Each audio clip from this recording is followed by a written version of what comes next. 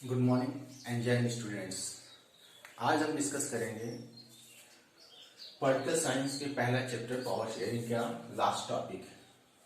जी हाँ, आज का जो वीडियो होगा, जो पांचवा वीडियो, फिफ्थ पार्ट होगा इस चैप्टर का, वो लास्ट वीडियो होगा। ठीक है, तो स्टार्ट करते हैं। कल के वीडियो में मैंने डिस्कस किया था कि क्यों जरूरी है ना, पावर शेयरिंग जो है क्यों जरूरी है डेमोक्रेटिक सिस्टम में।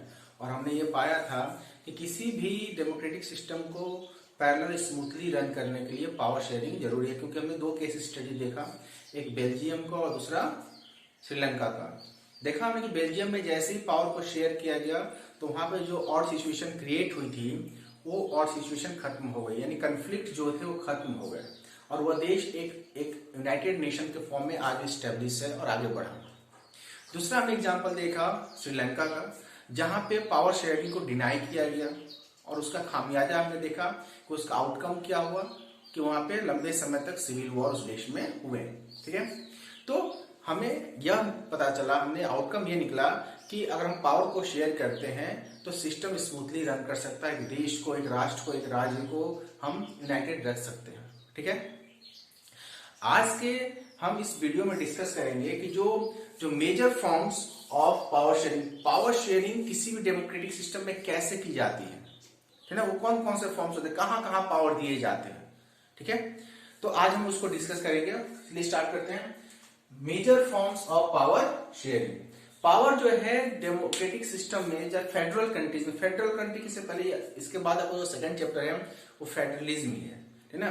तो फेडरल कंट्री वहां उसे कहते हैं वो देश जहां पे एक से ज्यादा सरकारें होती हैं, यानी कि पावर को डिस्ट्रीब्यूट किया जाता है, पावर को शेयर किया जाता है। ऐसे देश जहां पे पावर जो होती है डिफरेंट कॉन्स्टिट्यूट यूनिट्स में डिवाइडेड होती हैं, उसको हम फेडरल गवर्नमेंट कहते हैं। ठीक ना, जैसे कि जहां कुछ जितने भी डेमोक्रेटिक कंट्रीज है, जितने भी दुनिया में डेमोक्रेटिक कंट्रीज है, वहां से एक से ज्यादा सरकारें हैं, यानी जैसे हमारे यहाँ central government, union government, state government और लोकल गवर्नमेंट, तीन स्टेज की गवर्नमेंट है। उसी तरह से और कहीं अगर आप चले जाओ दूसरे देशों में तो वहां पे जो है कम से कम दो लेवल की गवर्नमेंट होनी चाहिए फेडरल सिस्टम में। ठीक ना, हमारे यहाँ तो तीन है, चार है। ठीक है, हमारे यहाँ तीन है, बेल्जियम में चार है। ठीक ना, तो हम आज डिस्कस करेंगे कौन से फॉर्म्स हैं। तो टोटल जो है major forms of power sharing है वो चार है।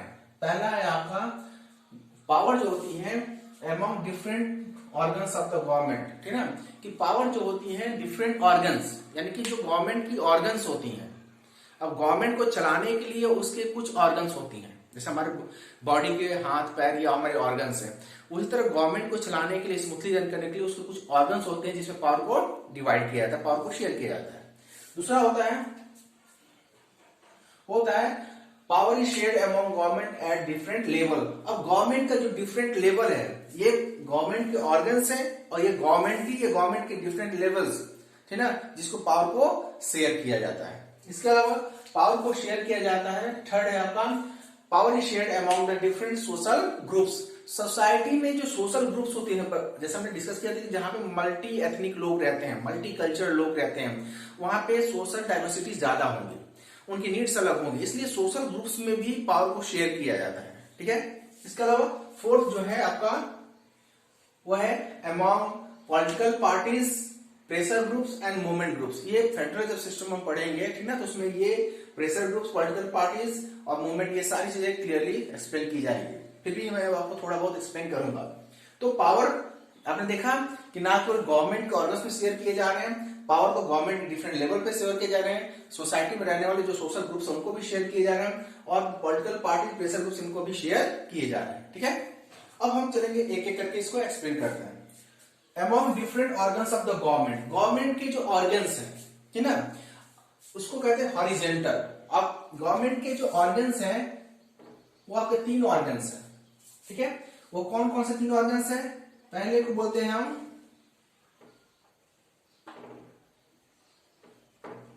लेजिस्लेचर, ठीक ना,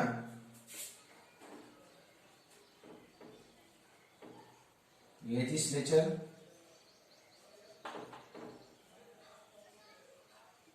दूसरा क्या बोलेंगे हम? दूसरे को बोलेंगे एग्जीक्यूटिव, और तीसरा आपका है जिसको बोलेंगे जुडिशरी। तो ये तीन जो है ऑर्गन्स हैं, गवर्नमेंट के ऑर्गन्स। और इसको हॉरिजेंटल, आप देखिए हॉरिजेंटल का मतलब हो गया, इसको हॉरिजेंटल कहते हैं। जब हॉरिजेंटल, ठीक है, ये हॉरिजेंटली पावर शेयर है।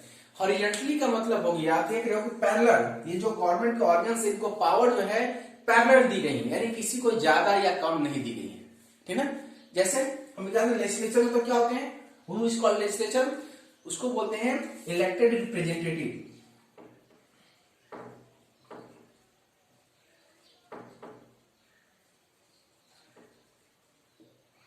इलेक्टेड रिप्रेजेंटेटिव, लेजिस्लेचर में क्या आते हैं, इलेक्टेड रिप्रेजेंटेटिव, जो चुने हुए प्रतिनिधि होते हैं। अब हम सरकार में जो हम लोग वोट देके चुनते हैं, किनको चुनते हैं, नीचे के लेवल से, लोकल लेवल से प्रधान के लिए गांव का मुखिया होता है, ठीक ना, छोटे शहरों का चेयरमैन होता है, और बड़े शहरों का जैसे मुंबई जैसे वहां का जो हेड होता है उसको मेयर कहते हैं, ये लोकल गवर्नमेंट होती है। फिर स्टेट गवर्नमेंट में हेड जो होता है मुख्यमंत्री होता है, सीएम होता है, और सेंट्रल गवर्नमेंट का जो हेड होता है वो प्राइम मिनिस्टर होता है, ठीक है। तो तीन लेवल की गवर्नमेंट हो गई, ठीक है। तो ये जो गवर्नमेंट फॉर्म होती है उसमें पहला हो गया इलेक्टेड रिप्रेजेंटेटिव, जो जिसको हम लेजिस्लेचर कहते हैं, इसको लेजिस्लेचर बॉडी कहते हैं, यानी कि जितने भी प्रतिनिधि चुने जाते हैं, चाहे वो मुखिया हो, चाहे चेयरमैन हो, चाहे मेयर कह लें, चाहे एमएलसी हो, एमपी हो, एमएलए हो, ये सारे के सारे जो है इनको इलेक्टेड रिप्रेजेंटेटिव होते हैं, और ये लेजिस्लेचर इसको फॉर्म कहा जाता है, ठीक है ना। इनकी जिम्मेदारी क्या होती है, इनकी जिम्मेदारी होती है कि जब चुन के जाते हैं प्रतिनिधि के तौर पर, रिप्रेजेंटेटिव के तौर पे, तो इनकी जिम्मेदारी होती है कि देश के लिए, समाज के लिए, जहां से चुन के जाते हैं, गांव से चुन के गए हैं तो गांव के लिए, ठीक है, शहर से चुने गए तो शहर के लिए, अपने कॉन्स्टिट्यूएंसीज के लिए, और सेंट्रल लेवल पे, स्टेट लेवल पे, स्टेट के लिए और देश के लिए नियम और कानून बनाए, है ना। कैसे नियम कानून, ऐसे नियम कानून जिससे देश आगे की तरफ जा सके, ठीक ना, सामाजिक सौहार्द बना रहे, ठीक ना, कोई किसी को अप एंड डाउन ना किया जाए, किसी को ज्यादा अधिकार या कम अधिकार ना दिया जाए, तो ये इनकी जिम्मेदारी होती है। एग्जीक्यूटिव किसे कहते हैं, एग्जीक्यूटिव का मतलब होता है जिसे हम कहते हैं ऑफिसर्स। ऑफिसर्स, जितने भी ऑफिसर्स होते हैं, जो मैंने कहा कि सबसे देखा जाए सबसे हाईएस्ट पोस्ट जो होता है वो किसी भी जिले में डीएम का होता है, डीएम से प्यून तक, यानी कि जो सबसे बड़ा ऑफिसर ग्रेड है, हर जिले का अपना अपना डीएम होगा, ठीक ना। जितने भी ऑफिसर्स होते हैं, ये इनका क्या होता है, जो एग्जीक्यूटिव होते हैं, ये इनको पावर भी दिया गया है। इनको पावर क्या दी गई कि जब कोई लेजिस्लेचर बॉडी, जब यानी चुने हुए प्रतिनिधि कोई रूल एंड रेगुलेशन बनाते हैं, तो उनको इम्प्लीमेंट कौन करता है, एग्जीक्यूटिव करेंगे, ऑफिसर्स करेंगे। जैसे मान लीजिए कि सीएए पास हो जाए या एनआरसी पास हो जाए, ठीक ना, तो उसको लागू कौन करेगा, ट्रिपल तलाक का बिल पास हुआ, किसने पास किया, लेजिस्लेचर ने पास किया, चुने हुए सरकारों ने, जो प्रतिनिधि थे उन्होंने पास किया। लेकिन क्या कोई भी अगर केस आएगा, कोई भी ऐसी प्रॉब्लम आएगी, उसको ग्राउंड लेवल पे कौन उसको इंप्लीमेंट करेगा, ऑफिसर्स करेंगे, पुलिस करेगी, डीएम कराएगा, ठीक ना। यानी कि जो अधिकारी रैंक के हैं, जिसमें हर लेवल का कर लें, पटवारी, लेखपाल, चपरासी, डीएम, एसपी, जो भी हैं, ये सब मिलके कोई भी रूल, सबके अलग अलग डिपार्टमेंट है, पुलिस का अलग डिपार्टमेंट है, कानून का अलग है, लेखपाल का अलग है, चपरासी का अलग है, तो जो भी जिससे रिलेटेड उनको नियम कानून यहाँ से बनकर आएंगे, वो अपने अपने क्षेत्रों में उस रूल एंड रेगुलेशन को इंप्लीमेंट कराने की जिम्मेदारी एग्जीक्यूटिव को भी। तो ये पावर किसको दिया गया है, एग्जीक्यूटिव को दिया गया। जुडिशरी को क्या पावर दिया गया कि अगर समाज में, ठीक ना, कोई भी आप कह सकते हैं किसी भी तरह का मिसबिहेव हो रहा है, या किसी भी तरह की क्रिटिकल सिचुएशन अराइज हो रही है, या आप कह सकते हो कि किसी भी तरह का प्रॉब्लम क्रिएट हो रहा है, कंफ्लिक्ट हो रहा है, तो उसको संभालने की जिम्मेदारी किसकी होगी, जुडिशरी की। यानी कोई भी कंफ्लिक्ट होगा, कंफ्लिक्ट है ना, कोई भी अगर कंफ्लिक्ट होगा, कंफ्लिक्ट किसके किसके बीच हो सकता है, कंफ्लिक्ट पर्सन टू पर्सन हो सकता है,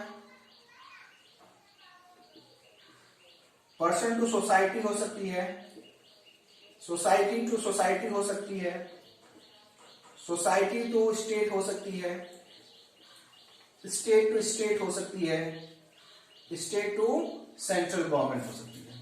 यानी झगड़े किसके हो सकते हैं, झगड़े केवल हमारे और आपके नहीं हो सकते हैं, झगड़े दो लोगों के बीच के हो सकते हैं, दो रिलीजियस ग्रुप में भी हो सकते हैं, हिंदू मुस्लिम का भी झगड़ा हो सकता है, जैसे बाबरी मस्जिद और राम मंदिर, ये किसी दो लोगों का झगड़ा नहीं था, एक दो समुदायों का झगड़ा था।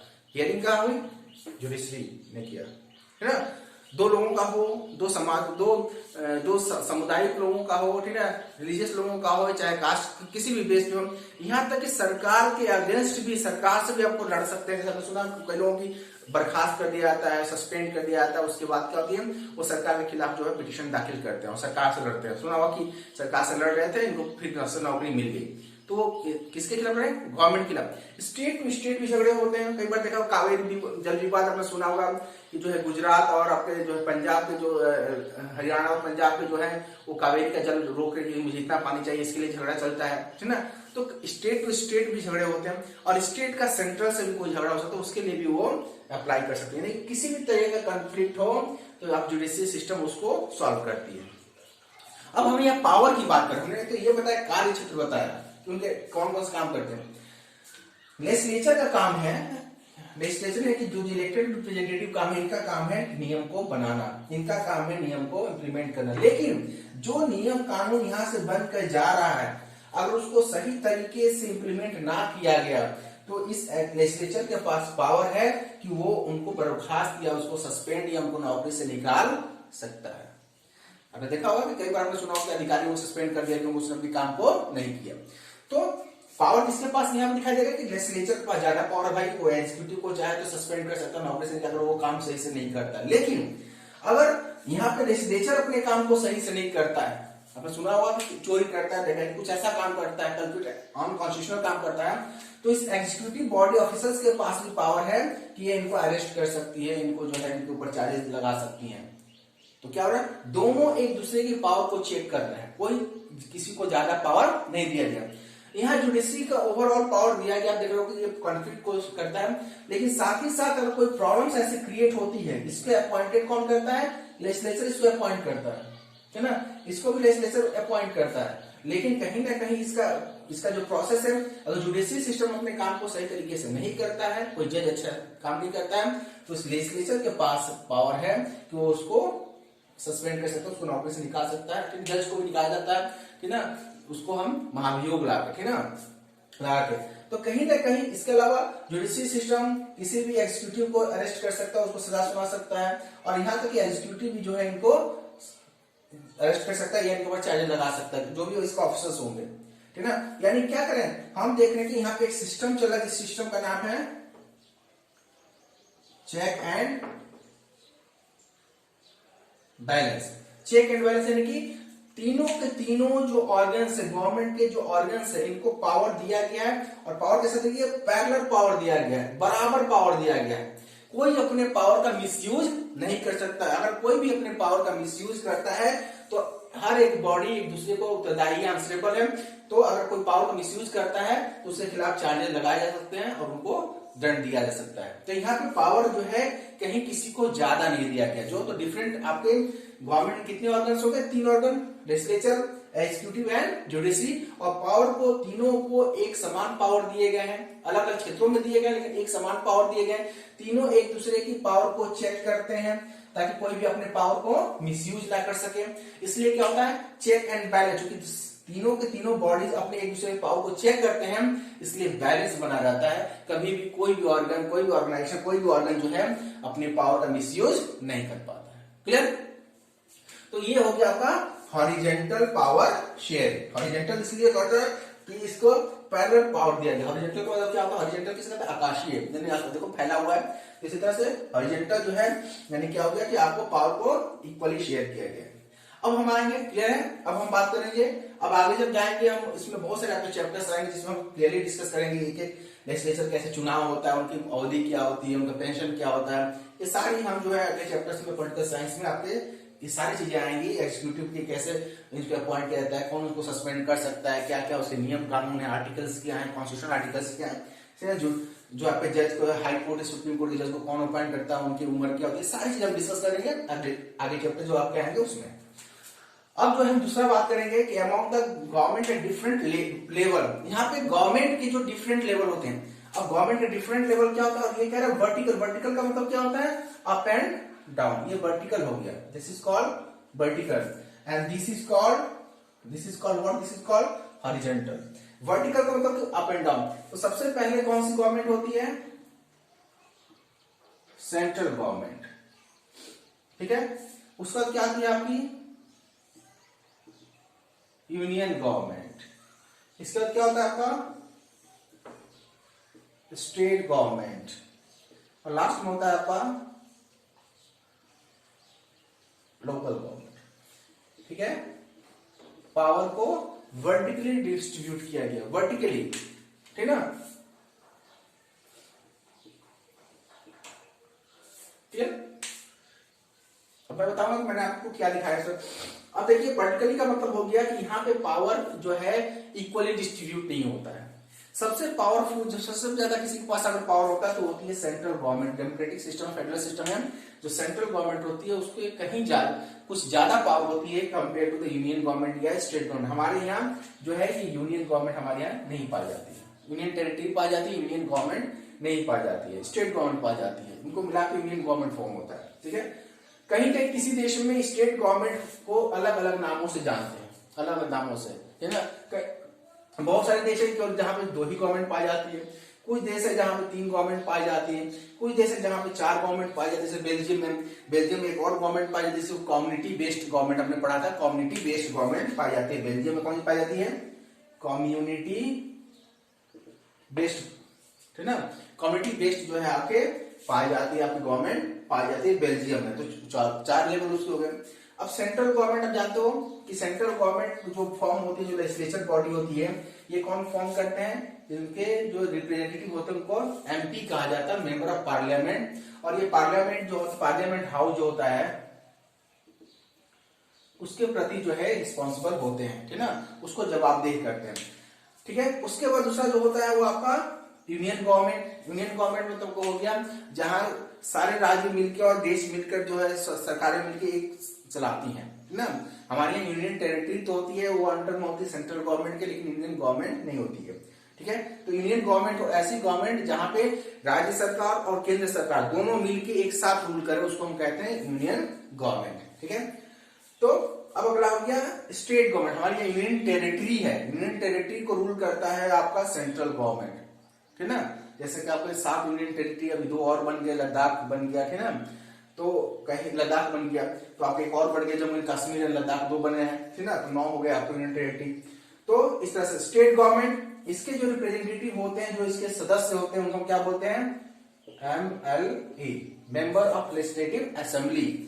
इसके रिप्रेजेंटेटिव को क्या बोलेंगे, MP, मेंबर ऑफ पार्लियामेंट। ये पार्लियामेंट को रिप्रेजेंट करते हैं। और यहाँ पे हर स्टेट गवर्नमेंट का अपना एक कॉन्स्टिट्यूशन होता है, पार्लियामेंट होता है, और उसको रिप्रेजेंट करते हैं MLA। जो बड़े स्टेट है जैसे बिहार है, राजस्थान है, मध्य प्रदेश है, यूपी है, यहाँ पे पार्लियामेंट के 2 हाउसेस होते हैं, लोकसभा एंड राज्यसभा। आगे हम डिस्कस करेंगे, मैं यहाँ पे थ्योरिटिकल बताता हूँ। और स्टेट गवर्नमेंट, जो स्टेट लेवल पे जो पार्लियामेंट होता है उसके भी 2 हाउसेस होते हैं, जिसको विधानसभा एंड विधान परिषद कहा जाता है, ठीक ना। लेकिन ये सारे राज्यों में नहीं होता है। जो बड़े राज्य, जैसे मैंने कहा कि यूपी, बिहार, मध्य प्रदेश, राजस्थान, ठीक ना, तो ये जो बड़े, महाराष्ट्र, ठीक ना, ये जो बड़े, आंध्र प्रदेश, ये जो बड़े बड़े राज्य हैं, वहां पे केवल 2 हाउसेस, गोवा हो गया, सिक्किम हो गया, अरुणाचल हो गया, मेघालय हो गया, ऐसे स्टेट्स में 2 हाउसेस नहीं पाए जाते, केवल विधानसभा पाई जाती, विधान परिषद नहीं पाया जाता। ठीक है, तीसरा होता है लोकल गवर्नमेंट, जिसके हेड को जो रिप्रेजेंटेटिव होते हैं उनको मुखिया कहा जाता है या चेयरमैन कहा जाता है। ये शहर के हो गए, या उससे बड़ा शहर है तो उसको हम मेयर कहते हैं, ठीक है। मुखिया गांव का हेड हो गया, उसको मुखिया कहेंगे। पद एक ही है, पोस्ट एक ही है, नाम अलग अलग है, अधिकार भी एक ही है। जो मुखिया का अधिकार है वो मेयर का है। समझ रहे हैं मैं क्या कर रहा हूँ, गांव के छोटे से जनसंख्या को रिप्रेजेंट कर रहा है, उसके लोकल गवर्नमेंट फॉर्म कर रहा है, उसको मुखिया कहेंगे हेड को। शहर उससे थोड़े से बलिया शहर है, ठीक ना, आप परसना शहर है, ऐसे शहर जो थोड़ा बड़े हैं, वहां का जो चुनाव होता है उसको हम क्या बोलते हैं, चेयरमैन। क्या, जैसे आपके चेयरमैन बने हुए हैं, ठीक ना, अजय जी चेयरमैन है, या आपके चेयरमैन, तो वो भी गांव लेवल के मुखिया ही है, वो शहर के मुखिया है, उनका नाम चेयरमैन। थोड़ा उनके पॉपुलेशन साइज ज्यादा है, ठीक ना। और जैसे मेयर, जो बड़े शहर है, जिसको हम बड़े शहर है, जैसे दिल्ली हो गया, कानपुर हो गया, इलाहाबाद हो गया, बनारस हो गया, यहाँ का जो मुखिया होगा, चूंकि वहां और जनसंख्या ज्यादा रहती है, तो उसको हेड को हम मेयर कहते हैं। तो हम इसको आगे के चैप्टर में क्लियर इसको डिस्क्राइब करेंगे, एक्सप्लेन करेंगे। तो अब यहाँ हम बात करते हैं पावर। अब यहाँ पावर जो है, यहाँ भी पावर शेयर किया गया, लेकिन मैंने क्या किया कि वर्टिकल पावर शेयरिंग है, यानी कि सेंट्रल गवर्नमेंट ने राज्य सरकारों को कुछ अधिकार दिए हुए हैं, है ना, कि आप जैसे माने कि टैक्स लगाना, कि आपको हर राज्य सरकार का अपना एक दायरा होता है कि वो किस किस पे टैक्स ले सकती है। भाई सेंट्रल गवर्नमेंट राज्य सरकारों से आय टैक्स लेती है, लेकिन सरकार राज्य सरकार है जो स्टेट गवर्नमेंट है वो कैसे टैक्स लेगी, कौन कौन से ये चीज होती है। यानी कि जो टैक्स लगता है हमारी कम्युनिटी के ऊपर जो हम यूज करते हैं उसमें सेंट्रल गवर्नमेंट का भी टैक्स होता है, स्टेट गवर्नमेंट का भी टैक्स होता है ना, इंक्लूडेड होता है। लेकिन अब कौन सा टैक्स उसमें जो सेंट्रल गवर्नमेंट के पास डायरेक्ट चला जाएगा, कुछ जो है ऐसे टैक्स होते हैं जो है आपके स्टेट गवर्नमेंट के पास जाता है, ठीक ना। जैसे आपका एजुकेशन का जो रूल एंड रेगुलेशन या टैक्स लगाना, ठीक ना, एग्रीकल्चर का टैक्स या उसके रूल बनाना, ये स्टेट गवर्नमेंट की पॉलिसी होती है, ठीक ना। सेंट्रल गवर्नमेंट उसको एडवाइस कर सकता है या आगे से जो है आप कह सकते हो कि हेल्प कर सकता है। और लोकल गवर्नमेंट, तो लोकल गवर्नमेंट जो है और स्टेट गवर्नमेंट लोकल गवर्नमेंट को पावर देती है। जैसे आप कब जानते हो कि अपने इस गांव की गली को बनाना, सड़क को बनाना, रोड लाइट लगाना, ठीक ना, अपने गांव में जो है वृद्धा पेंशन की व्यवस्था करनी, जो भी फैसिलिटी दी जाती है तो स्टेट गवर्नमेंट ने इनको दी है। लेकिन फिर क्या है, वर्टिकल का मतलब हो गया कि फिर ये ऐसा नहीं कि पावर दिया गया और ये अपने हिसाब से सारे काम करेंगे। ये local government is answerable to the state government, state government is answerable to the union government and union government is also answerable to the central government. यानी क्या है कि जवाबदेही तय है, ऐसा नहीं कि पावर दे दिया कि आप जो मन वो करेंगे। यहाँ पे सेंट्रल गवर्नमेंट सबसे ताकतवर होती है, उसके पास पावर ज्यादा होता है compare to the union government, ठीक ना। हमारी यूनियन गवर्नमेंट नहीं तो कौन सा सेंट्रल स्टेट गवर्नमेंट, तो सेंट्रल गवर्नमेंट जो पावर रिलीज करती है स्टेट गवर्नमेंट को, स्टेट गवर्नमेंट अपने पावर को रिलीज करती है लोकल गवर्नमेंट को, लेकिन लोकल गवर्नमेंट को जवाब देना पड़ता है स्टेट गवर्नमेंट को, स्टेट गवर्नमेंट को जवाब देना पड़ता है सेंट्रल गवर्नमेंट को। यानी power is distributed vertically, vertically मतलब नीचे की तरफ आ रहा है, पावर जो है नीचे की तरफ आ रहा है, लेकिन सबसे ताकतवर जो टॉप पे है उसके पास पावर कहीं ज्यादा होती है compare to this governments. Clear. तो हमने देखा कि पावर जो है वर्टिकली भी पावर डिस्ट्रीब्यूटेड है और हॉरिजॉन्टली भी पावर डिस्ट्रीब्यूटेड है ना। क्लियर। अब हम देखेंगे power at social groups, social groups में भी पावर को शेयर किया जाता है। डिफरेंट सोशल ग्रुप्स होते हैं समाज में रहने वाले, जैसे हमने हमारे social groups ST, SC, OBC social groups है, ठीक ना, तो उनको अलग से आपने देखा होगा कि हमारे कॉन्स्टिट्यूशन में किसकी व्यवस्था की गई है,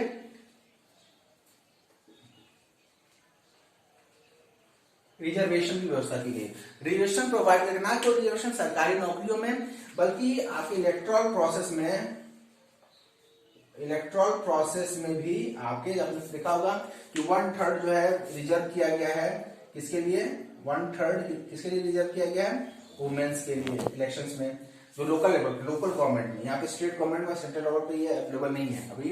इसका बिल जो है पड़ा हुआ है, वुमेन सुना होगा, वुमेन रिजर्वेशन बिल अभी पड़ा हुआ, उसको अभी पास नहीं किया गया, लेकिन लोकल गवर्नमेंट में लोकल लेवल पे जो है 1/3 वुमेन के लिए रिजर्वेशन किया गया है। तो ना केवल